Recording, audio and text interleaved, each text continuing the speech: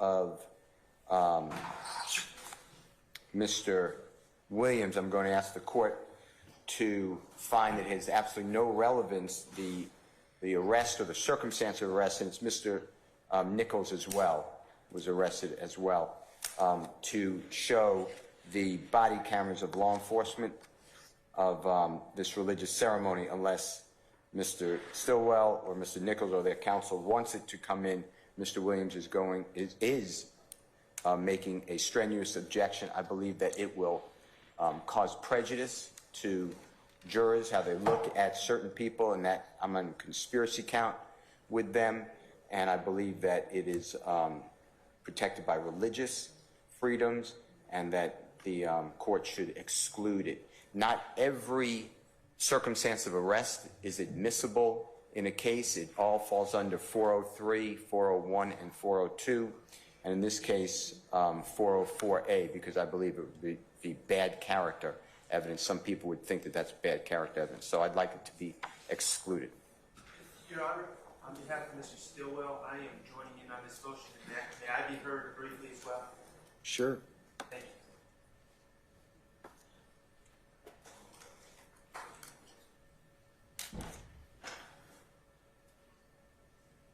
Your Honor, on behalf of Mr. Stillwell, just one minor dispute I have with Attorney Steele.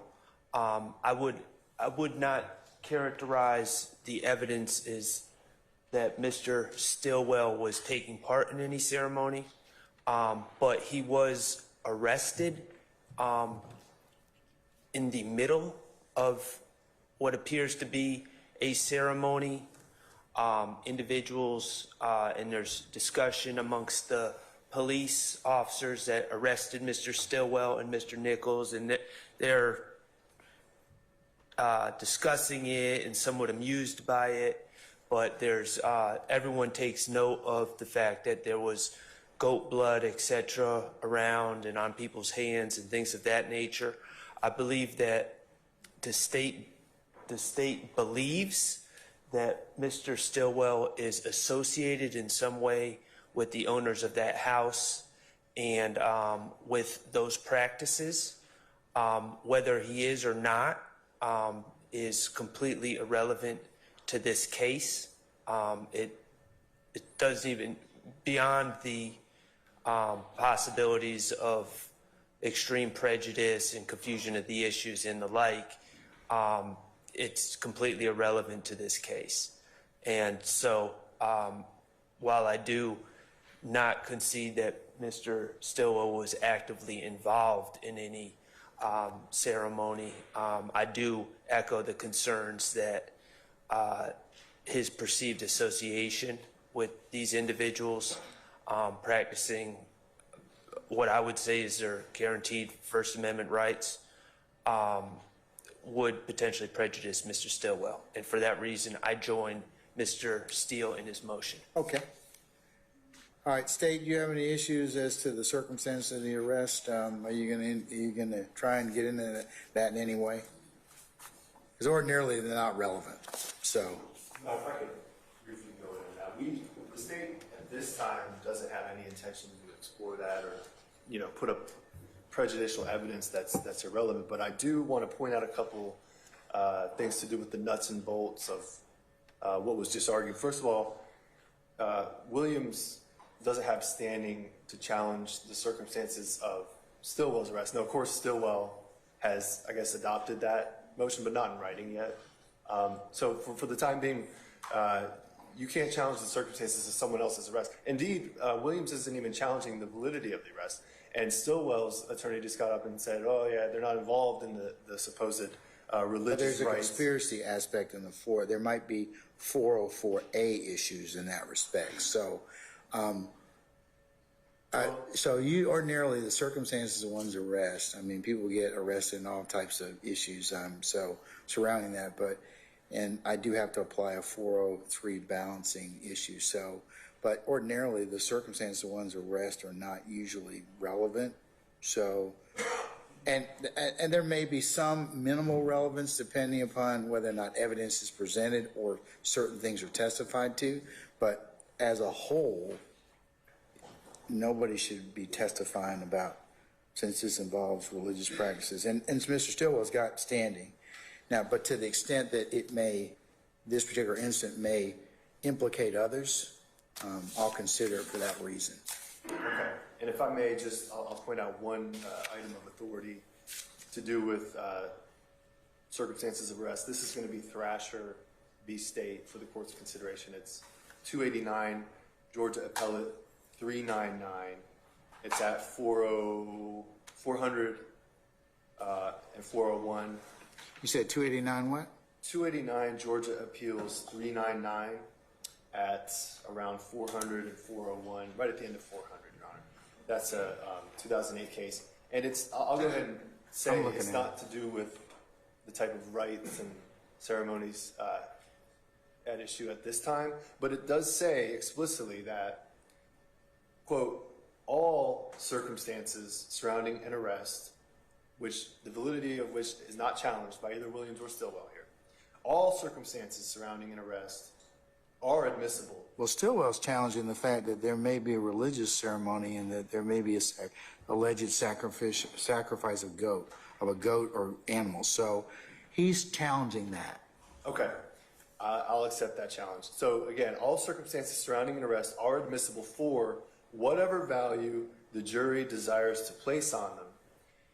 Where evidence may incidentally put character in issue or be prejudicial, it may be admitted if otherwise relevant. Now, of course, Your Honor, we as I said, the state has no intention of introducing this. There's no need at this point, at this time. But should somehow it become relevant, we want the court to be apprised of the relevant law to do with circumstances of arrest. Again, the validity of the arrest is not contested. The circumstances and to what extent they're sort of tangentially admissible as part of the arrest being admitted, that's what's in dispute. But Thrasher v. State says it's a wide berth that you get when you get someone arrested, and you're going to talk about that arrest. I'm not going to let you get into the to the religious ceremony or talking about what was allegedly done when the officers came. I will revisit so you can tell your witnesses that, because it does involve religious ceremony or whatever.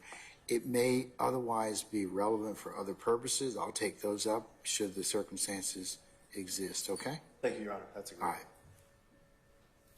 So, Mr. Sharp, if you prepare a suitable order for my signature, send that to your colleagues, Mr.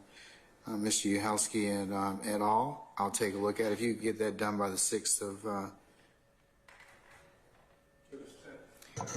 virtue of the rule that we had earlier, of course, Mr. Nicholas does have standing up. Yes, he would. All right.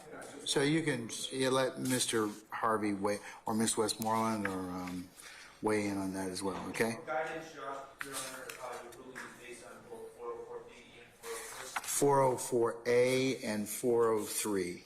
404A. Yes, sir. Your Honor, I just wanted to clarify, again, I'll read.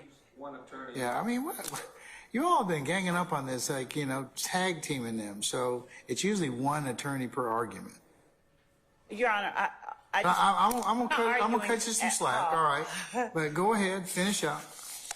What does he want to invite my attention to? I just wanted to reiterate Mr. Uhelski's representation. We do not foresee, and did not at the time that we read the motion, we did not foresee any circumstance under which we would be attempting to introduce any goat sacrificing ceremony information, Your Honor. But my understanding from the court's ruling, I just wanted to clarify, was Your Honor stating that should there appear circumstances that the state wanted to bring to the court and to the counsel for defendant's attention, that the court would hear those requests on the part of the state. There's still ways to get, I'm just giving you hypothetically, okay? Say there's an issue of presence, and there's some testimony that might be offered as to that, or alibi or whatever. I mean, it could be that, then this, Right. at least the circumstances of you being at a location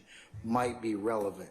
But still, that whole issue of what they were doing is not really relevant. It's not. I mean, because it's more prejudicial than anything else. So no matter what was going on at that point in time, is not really relevant for the inquiry of most things. It's just highly prejudicial. Most people would probably think that, goat sacrificing and everything is probably not really a good thing. So I think that it does have the ability to introduce bad character.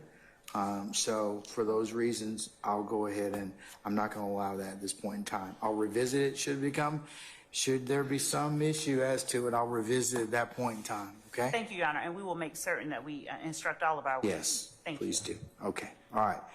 Motion limit number 23, filed on 7/27. And I want to say this is wiretap calls 1205 and 1273. Is that correct, Mr. Steele? Yes, sir. Mr. Steele? Okay. So when I was listening to the wiretaps recordings, it's Mr. DG's phone that is targeted on the wiretap, and he's supposedly speaking with Mr. Stillwell. And they're speaking about Mr. Stillwell is charged with murder and of Mr. Drinks, and was considering hiring me.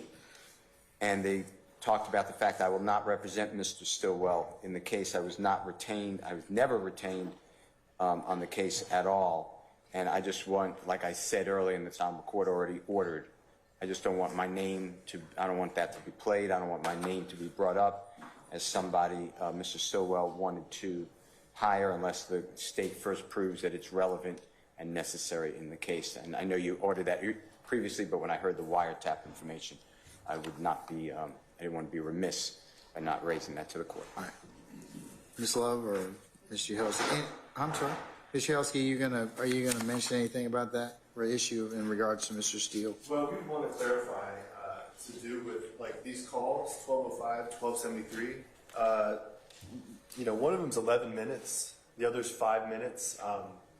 We do have those for the court to consider at the appropriate time, but I just want to outline something to do with this motion that kind of sticks in the state's craw a little bit. The motion is to do with removing all mention of Mr. Steele from these calls, should they be played.